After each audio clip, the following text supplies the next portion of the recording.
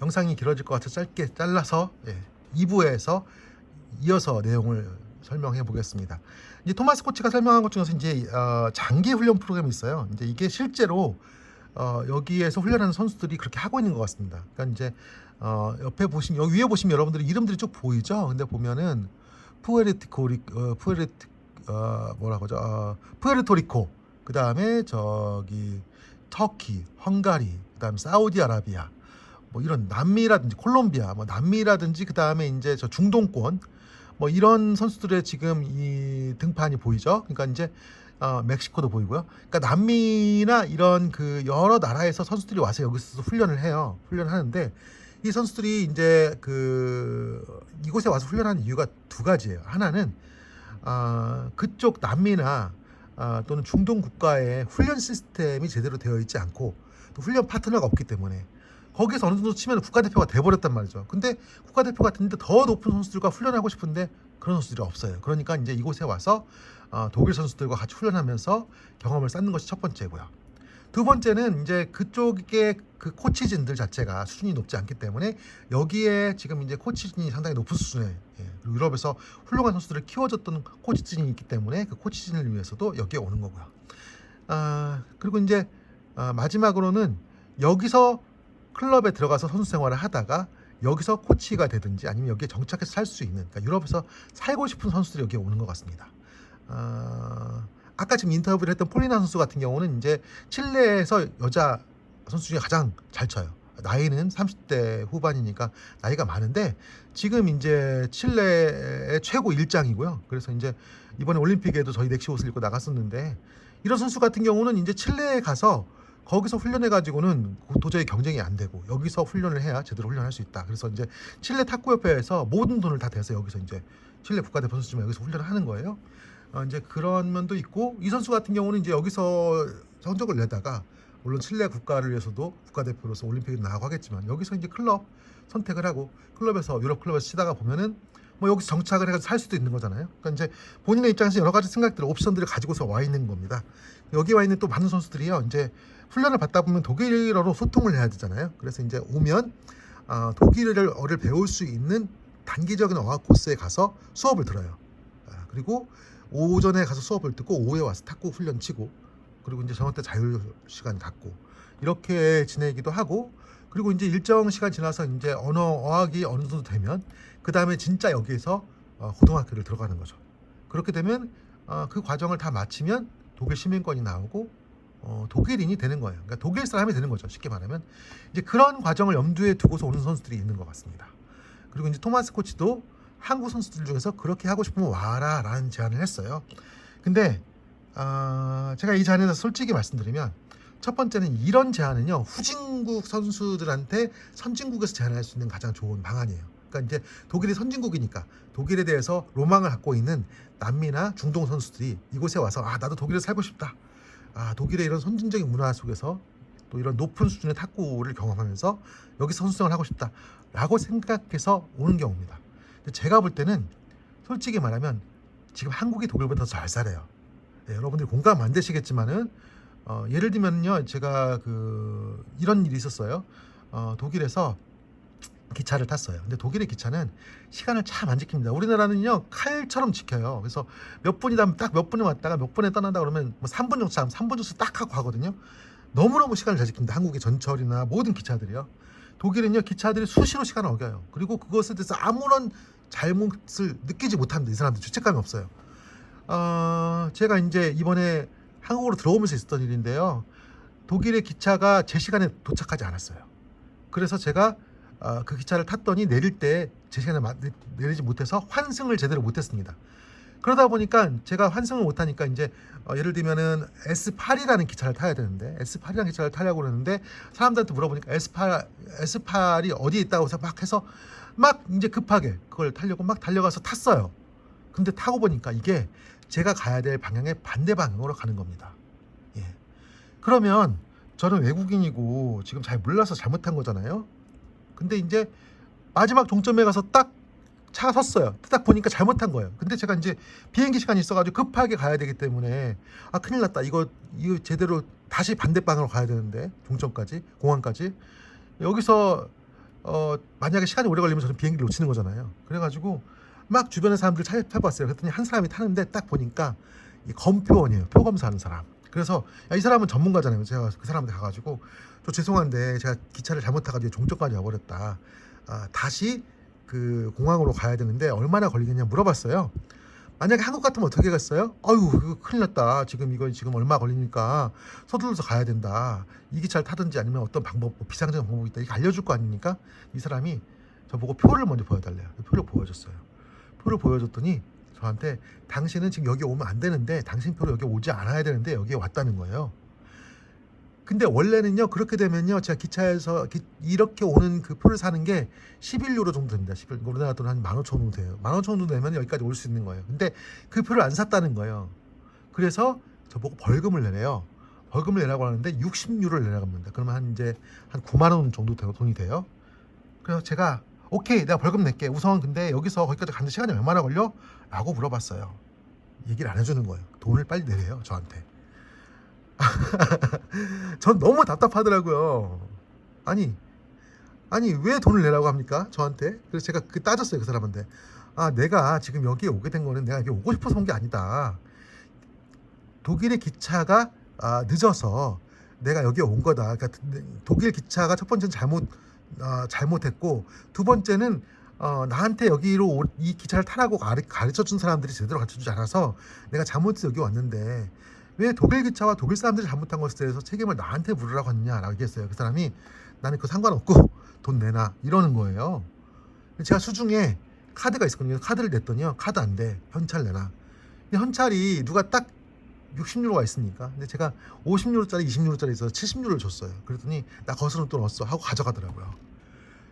이런 일들이요 독일 사회에서는 비일비재합니다. 제가 한국이 더 좋다 이렇게 말할 수는 없어요. 근데 한국에서 살던 사람들이 독일 가서 살면요 깝깝한 게 한두 가지가 아니에요. 독일은 원칙주의고요. 그리고 권위주의적인 사회고 시스템에 대한 그리고 이제 공무원에 대한 신뢰가 높은 사회예요. 그러니까 한국 사람들 가서 살면 답답해서 못 삽니다. 안경 하나 맞추는데 한 달 걸리는 데가 독일이에요. 안경을 하나 맞추는데 신청서를 내고 시력 재고 서류를 써야 되고요. 그 서류를 가지고서 또 서류가 어디가 접수된 다음에 어디로 가서 안경 공장에서 사고 그다음에 온 것이 검수되고 다시 나한테 올 때까지 한 달 걸려요. 통장을 하나 만드는데도 한 달 걸립니다.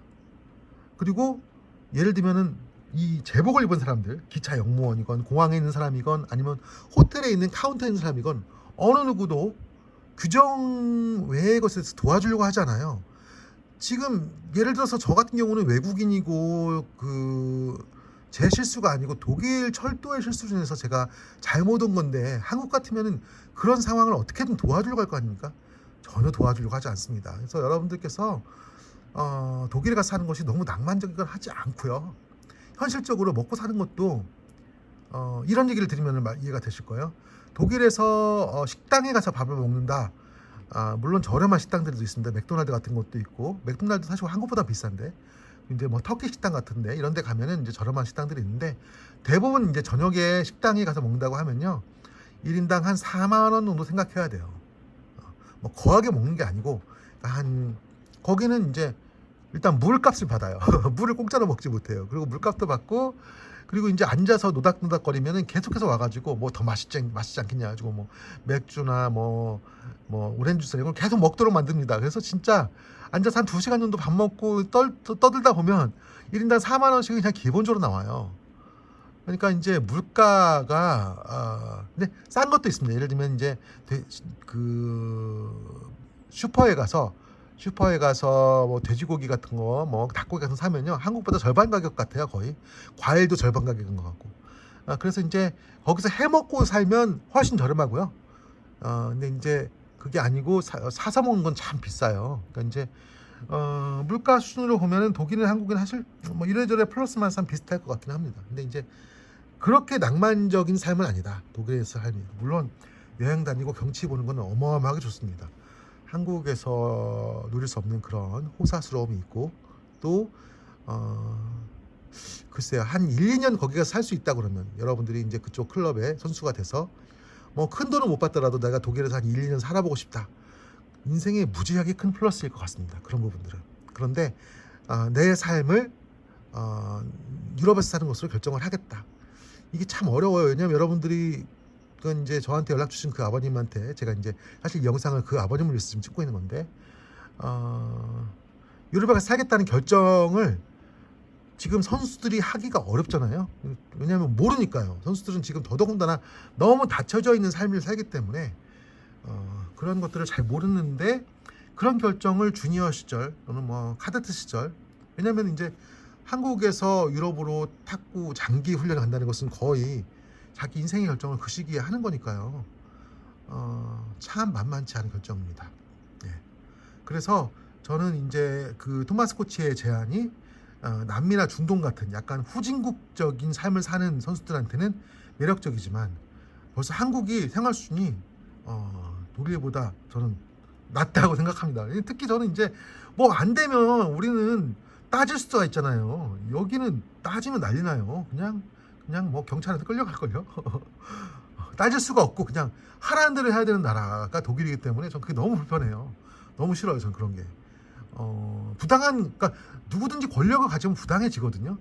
여러분들이 나중에 나이를 먹고 더 살아보면 아시겠지만은 낮은 자리에 있으면 다 착하고 좋던 사람들이 권력을 가지면 나빠진 사람 되게 많아요. 권위적이면서 남한테 시키고 뭐 위압적으로 굴고. 근데 독일 사회는 권위적인 사람한테 무조건 따르도록 되어 있기 때문에요. 사회 자체가 아주 답답하고 우울합니다. 그래서 이제 독일 사람들 가만히 보면 꿈이 열심히 일해가지고 여름 휴가 때 중국 가서 노는 거, 동남아시아 가서 노는 거, 이게 꿈이에요. 근데 그 독일 사회가 이제 풍요로운 면도 많이 있고 또 이제 뭐 어떻게 보면 이제 젊은 사람들한테 좋은 점은 그런 거예요. 이제 18살만 되면 독일에서는 부모를 떨어져 나와서 독립해서 살거든요. 근데 먹고 살 수가 있어요. 워낙 인건비를 높이 쳐주기 때문에 뭘 해도 먹고 살 수가 있습니다. 그런 면은 좋긴 하지만은 그래서 그것이 꼭 바람직하지는 않다. 후진국형 제안 같다. 제가 볼 때는. 근데 이제 토마스 코치의 제안이 이런 면에서 가치가 있습니다. 예를 들면은 지금 유럽에 가보면 중국인 코치들이 꽤 많이 진출해 있어요. 그리고 중국 선수들도 많이 보여요. 근데 한국 선수들은 대부분 실력 좋은 선수들이 장기 계약을 해서 이곳에 선수를 하지 않고 대부분 와서 이제 잠시 그러니까 뭐 실업팀에서 실력 있는 선수들이 와가지고 잠시 선수를 하다가 다시 한국으로 돌아가는. 그러니까는 유럽 선수들의 입장에서는 한국 선수들과 연습할 수 있는 기회도 많이 없고 더더군다나 한국의 코치에게 연습을 할 수 있는 기회가 거기 없기 때문에 여러분이 한국에서 선수생활 하던 그런 어떤 노하우를 가지고 만약에 유럽에 가서 한다, 유럽에 가서 만약에 선수생활 한다라고 하면은 아마 상당한 주목을 받을 것 같습니다. 그래서 유럽에서 어떤 선수가, 저는 그 바라는 꿈은 이런 거예요. 한국의 어떤 선수가 선수로 잘 정착을 해요. 그리고 나중에 지도자가 돼요. 그렇게 해서 어떤 성공한 한국 선수가 된다고 하면 향후에 지속적으로 한국 선수들이 유럽에 진출하고 싶다거나 또는 뭐 한국에서 유럽의 뭐 클럽에 계약을 하고 싶다거나 할 때 다리가 될 수 있겠죠. 그래서 그럴 수 있는 선수 또는 코치가 한 명 있었으면 좋겠다. 막연하게나마. 물론 그러려면은 언어도 알아야 되겠죠. 그리고 그쪽 문화도 알아야 되겠죠. 이러려면은 독일 말도 배우고 독일에서 살고 이러면서 만약에 코치가 된다, 선수가 되고 코치가 된다 이러면은 가능하겠지만 한국에서 그냥 선수 생활 다 하고 코치가 돼가지고 뒤늦게 가가지고 그게 된다 쉽지 않거든요. 예, 그런 의미에서 한두 명 정도가 그런 삶을 선택한다 그러면 어느 누가 됐든지 기회는 있다고 생각합니다. 물론 근본적으로 탁구 선수는 탁구를 잘 쳐야 돼요. 예. 그걸 엄격하게 봅니다. 유럽은 특히 더 그래요. 실력이 안 좋은데 한국에서 왔다고 해서 대우를 받는다? 그게 되진 않아요. 오히려 실력이 안 좋다고 하면 한국에서 무사히 선수생활을 마치고 한국에서 탁구장에서 코치를 한다거나 관장을 한다거나 하는 것이 훨씬 더 생활적으로 여유가 있지 않을까. 실력이 안 좋고 유럽으로 간다고 하면은 뭐 너무 많아요. 유럽은 아까 말씀드린 것처럼 유럽은 피라미드 시스템이거든요. 그러니까 이제 선수들이 굉장히 많아요. 그러니까 제가 얘기 들으니까 프랑스 같은 경우는 한 해에 탁구를 시작하는 선수들이 2만 명이 된대요. 2만 명이. 근데 그 선수들이 실제로 국가대표까지 몇 명이나 가겠어요. 그러니까 이제 탁구를 물론 다 선수는 아니죠. 그러니까 탁구를 교과 과목으로 신청을 하면 우리나라는 예를 들어서 체육 수업은 일주일에 한 몇 번, 한 2번, 3번 있잖아요. 근데 여기는 탁구를 교과 과목으로 신청을 하면 거의 뭐 일주일에 한 3시간씩 한 3-4번씩 치는 거예요. 그러니까 이제 체육 시간이 길어요. 우리나라처럼 1시간이 아니고 한 3시간씩 치는 거예요. 그러니까 이제 샤워도 다 하고 옷 다 갈아입고 운동 충분히 하고 그런 것을 이제 일주일에 한 3-4번씩 하니까 거의 선수처럼 탁구를 치겠죠. 그런 사람들이 프랑스만 하더라도 한 해에 2만 명씩 초등학교 때 시작을 한대요, 탁구를. 그러니까 얼마나 선수가 많습니까? 근데 그런 선수 중에서 나중에 엘리트까지 가는 선수들은 굉장히 확률이 적고요. 그래서 한국보다도 대충 치는 선수들은 더 많아요. 이해되시죠? 그러니까 여러분들이 실력이 좋지 않은데 유럽으로 진출하면 거기서 대우를 받지 못합니다. 이런 면들 감안하셔가지고 장기 유학을 하고 싶다는 것은 굉장히 모험적인 선택이다. 저는 가능성이 좀 없다고 봐요. 왜냐하면 한국이 잘 살고요. 첫 번째는 유럽보다도 훈련 시스템이 잘 돼 있고요. 그리고 이제 세 번째는 한국에서 잘 치는 선수들은 유럽에 가도 뭔가 길이 열릴 텐데 한국에서 잘 치는 선수들은 한국에서 기회가 많기 때문에 유럽에 가려고 하지 않을 거 아니에요. 그래서 이제 한국에서 기회가 없는 선수들이 유럽에 가려고 할 것 같은데 그럴 경우에는 유럽에 가서 성공하기가 또 쉽지가 않아요. 만만치가 않아요. 그래서 이런 모든 얘기들은 제가 이제 진심으로 유럽에 진출을 하기 원하는 선수들을 위해서 제가 드리는 말씀이고요. 좀 좋은 것 같습니다. 제가 이렇게 유튜브를 하다 보니까 생각보다 하고 싶은 얘기들을 좀 자유롭게 할 수 있는 생각이 들고, 여러분들에게 좋은 기회가 되기를 바라고, 또 어떻게 해서든 여러분들의 도움이 될 수 있었으면, 뭐 저는 그냥 탁구 용품 업체를 하고 있지만은 워낙 그 한국에서 유럽 탁구에 대한 이런 소통의 채널이 없기 때문에 제가 여러분들을 위해서 그런 소통의 채널 역할을 할 수 있으면 전 좋겠다. 그런 의미에서 좀 말씀드렸고요. 그 외에도 궁금하신 점들이 있는 분들은요, 저한테 이메일을 주세요. 이메일은 이거 잠깐 써드릴게요. 이메일을 이렇게 하면은 저한테 이메일을 주시면 그러면 제가 좀 잠시만요.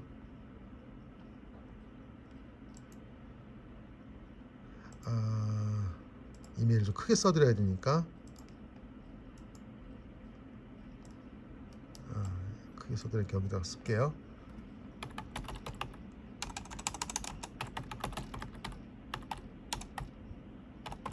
이게 유튜브는 댓글이 그 비밀 댓글이 안 되더라고요. 네이버 이런 것도 이제 비밀 댓글이 되니까. 보이시죠? 이게 이제 제 이메일이에요.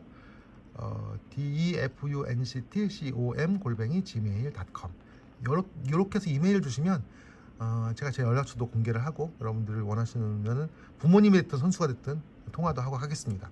그래서 이 영상을 통해서 독일 진출 또는 뭐 장기 유학 뭐 이런 것들에 대해서 궁금하신 분들은 이 영상을 통해서 내용을 습득하시고 또 저에게 연락 주시면 제가 아는 대로 도와드리도록 하겠습니다. 감사합니다.